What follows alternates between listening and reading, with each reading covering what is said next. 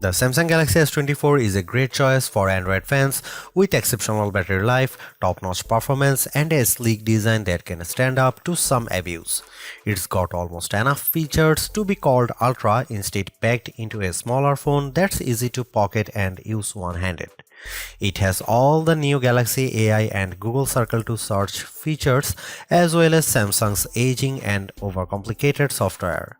The cameras aren't as great as some competitors in this range, but it has more zoom than the iPhone 15, and Samsung gives you plenty of cool shooting modes to make your pics look great. With a promising of 7 years of Android updates, this could be the best affordable Galaxy S phone Samsung has offered in quite a while. The Galaxy S24 may be the base model of the family, but it's no slouch in the terms of specs.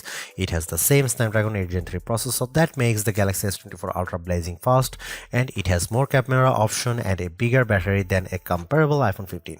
The display is also better than other phone size. It's brighter than even the Pixel 8, with better color accuracy as well. The Samsung pendulum sways back and forth between copying Apple and striking out on its own. This year, the Galaxy S24 is much closer to the iPhone 15 design than it has been in many years, while the S24 Ultra looks just a bit more unique. It's the curve at the corners of the display that really bring home the similarity. The Galaxy S24, like an iPhone, is well-rounded at the corners, while the S24 Ultra is all right angles. This is not a terrible thing, it just isn't very unique. At least Samsung has some nice colors this year. My review unit came in the cobalt violet color, which is very pretty but a little sad, like the stormy purple Apple once used on its iPhone. More vibrant are the sandstone orange and amber yellow options.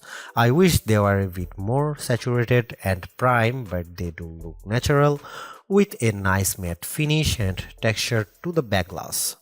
The glass is unfortunately Gorilla Glass Victus 2, which was the best of the best last year, but now we have seen Gorilla Armor on the Galaxy S24 Ultra, and it's hard to settle for less. My Galaxy S24 review unit already has a scratch on the back glass, and I don't have a case for this phone yet. Gorilla Armor is more scratch resistant, and Samsung has done a great job reducing reflections and glare, but only on the Ultra model. Samsung still does a great job keeping its phones thin and light. This is no Ultra, and if you want a phone you can use with one hand, the Galaxy S24 is a great option. It's thinner than the iPhone or Google Pixel, and it's also the lightest of the bunch. Usually, a lighter phone means less battery inside, but the Galaxy S24 beats all competitors for battery life, so it's not a concern. Sure, the Galaxy S24 Ultra is our top camera phone, but that doesn't mean the Galaxy S24 is a slouch. Most of the great work Samsung has done improving its image processing carries through here. Photos I shot with the Galaxy S24 look better, more natural than photos taken with either the Galaxy S23 or my iPhone 15.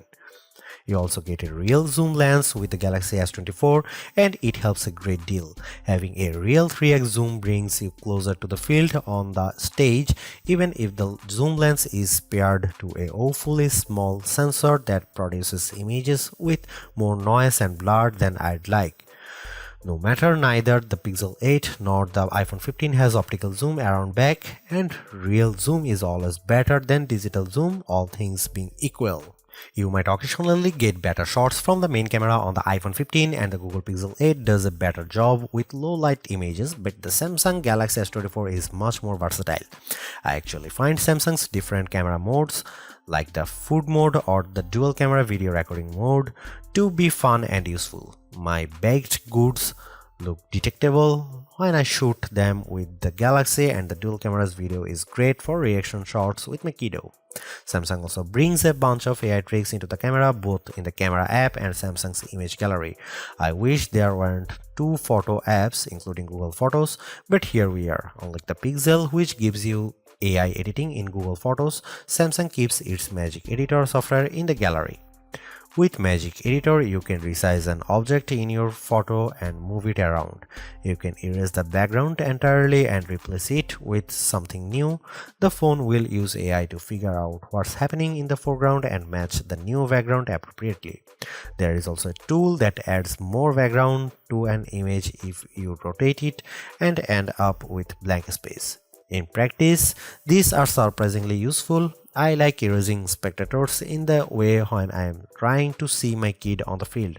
The generative AI did a nice job without a heavy hand, and the results usually looked natural enough. I hope Samsung doesn't go too much further into creating fake imagery, but the Galaxy S24 will affix a watermark to images that have been edited using AI. Here you can see some camera samples.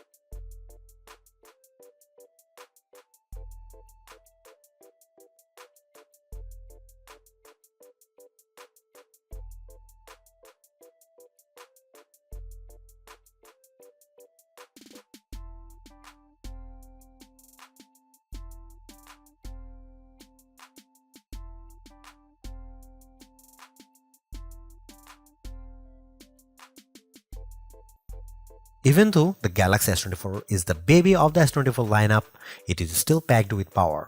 If the larger sizes of the S24 Plus and S24 Ultra don't appeal to you, but you don't want to miss out on the latest and greatest that Samsung has to offer, then the S24 is still a good buy.